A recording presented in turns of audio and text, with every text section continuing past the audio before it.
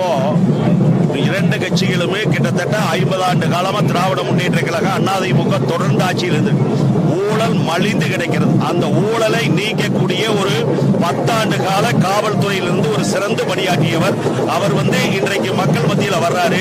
அது சிறந்ததா கருதுகிறோம். அவர் ஆட்சிக்கு தமிழகத்தினுடைய முதல்வரா வருவாரானால் தமிழகத்தில் ஒட்டுமொத்த ஊழலை அளிக்கக்கூடிய ஒரு திறமை சார்ந்தவராக இருப்பாரு. நாம ஒரு காலகட்டத்தில் காமராஜரை கக்கனையும் தோற்கடித்த பாவம் 50 ஆண்டு காலமா தமிழ்நாட்டில் சுத்திட்டு இருக்கு.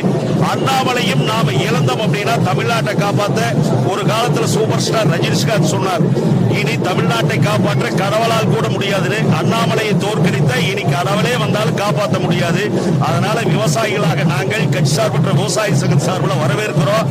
அவருடைய வரவேற்பது மட்டுமல்ல, மீண்டும் தமிழகத்தில் பாரதிய ஜனதா கட்சி ஊழல் இல்லாத ஒரு அரசியல் கட்சியை கருதுறோம். 9 ஆண்டு காலம் நரேந்திர மோடியினுடைய ஆட்சியில் ஒரு அமைச்சர் மேல ₹1 குற்றச்சாட்டு சொல்ல முடியல. அவரை வரவேற்கலைன்னா அது நாம வாழ்றதுக்கு அர்த்தம் இல்லைங்கிற அடிப்படையில் வந்திருக்கிறோம். அவருடைய பணி சிறக்கது பாத யாத்திரை மட்டுமல்ல, நடைபயணம் மட்டுமல்ல, அவர் வர்ற பாராளுமன்ற தேர்தலிலும் சட்டமன்ற தேர்தல்